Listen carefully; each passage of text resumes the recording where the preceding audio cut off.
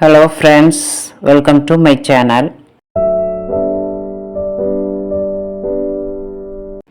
இன்னைக்கு சப்பாத்திக்கு ஒரு சைட் டிஷ்ஷு ராஜ்மா வச்சு ஒரு கிரேவி அதுதான் உங்களோட ஷேர் பண்ணியிருக்கேன். ராஜ்மா நல்ல ஹெல்த்தி, கிரேவியும் நல்ல திக்காக க்ரீமியாக டேஸ்ட்டாக இருக்கும். இப்போ இதுக்கு தேவை ராஜ்மா ஒரு டம்ளர் நைட்லேயே ஊற வச்சு எடுத்துக்கிடணும். இது உடனே செய்ய முடியாது, நைட்லேயே ஊற வச்சுக்கணும். நல்லா கழுவிட்டு குக்கரில் சேர்த்துக்கலாம். ராஜ்மா மூழ்கிற அளவுக்கு தண்ணி வச்சுக்கணும். இது கொஞ்சம் ஹார்டாக இருக்கும். 5லேருந்து 6 விசில் விட்டு எடுத்துக்கிடலாம்.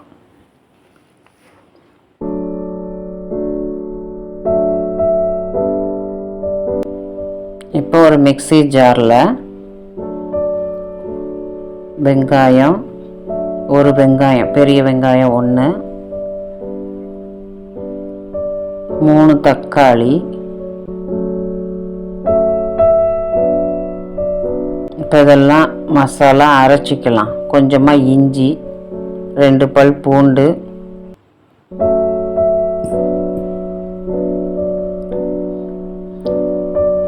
நல்லா அரைச்சி எடுத்துக்கணும். கட் பண்ணி வதக்கி செய்கிறத விட இதை அரைச்சி செய்யும்போது டேஸ்ட்டு டிஃப்ரெண்ட்டாக இருக்கும். இப்போ எண்ணெய் ஊற்றி காஞ்சதும் சோம்பு, பட்டை, கிராம்பு இதெல்லாம் சேர்த்துக்கணும். இப்போ ஒரு வெங்காயம்,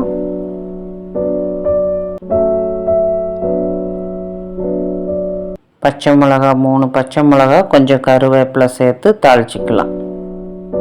இப்போ அரைச்ச விழுதை உள்ளே சேர்த்துடலாம். ஊற்றும்போது பார்த்து ஊற்றணும், அது தெறிக்கும். ஊற்றிட்டு கொஞ்சம் சிம்மில் வச்சிடணும். கிரேவி ஊற்றினோடனே வெளியிலலாம் தெறிக்கும்.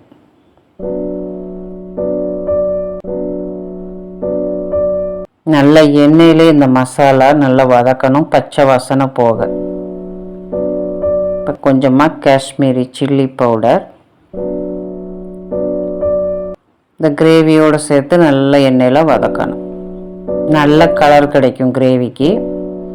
இது வீட்டில் அரைச்ச குழம்பு மிளகாய்த்தூள் 4 ஸ்பூன் சேர்த்துருக்கேன். நீங்கள் இல்லைன்னா தனி மிளகாய்த்தூளும் தனி மல்லித்தூளும் சேர்த்துக்கலாம். தேவையான உப்பு,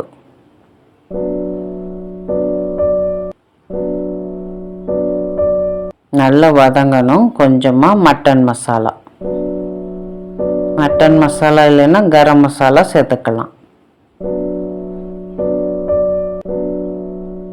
இந்த கிரேவிக்கு தேவையான தண்ணி நல்லா கொதிக்கணும். அதுக்குள்ளே ஒரு தேங்காய் பேஸ்ட் அரைச்சிட்டு வந்துடலாம். தேங்காய், முந்திரி இல்லைன்னா பொட்டுக்கடலை சேர்த்துக்கலாம். இப்போ ராஜ்மா இந்த அளவுக்கு வெந்திருக்கு, நல்லா சாஃப்டாக நல்லா வெந்திருக்கு. அதுலேருந்து கொஞ்சம் எடுத்து வச்சுக்கலாம்.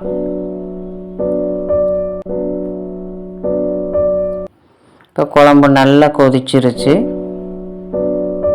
இப்போ ராஜ்மாவை உள்ளே சேர்த்துடலாம்.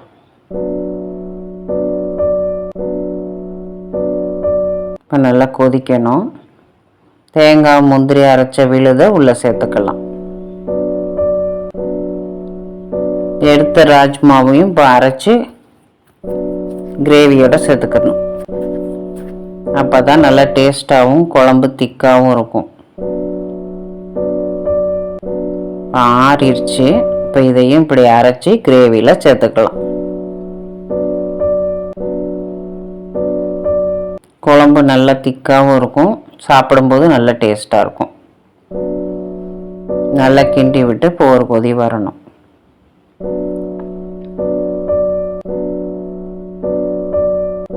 குழம்பு கொதிச்சிருச்சு. கடைசியாக கொஞ்சமாக மல்லி இலை தூவி இறக்கிடலாம்.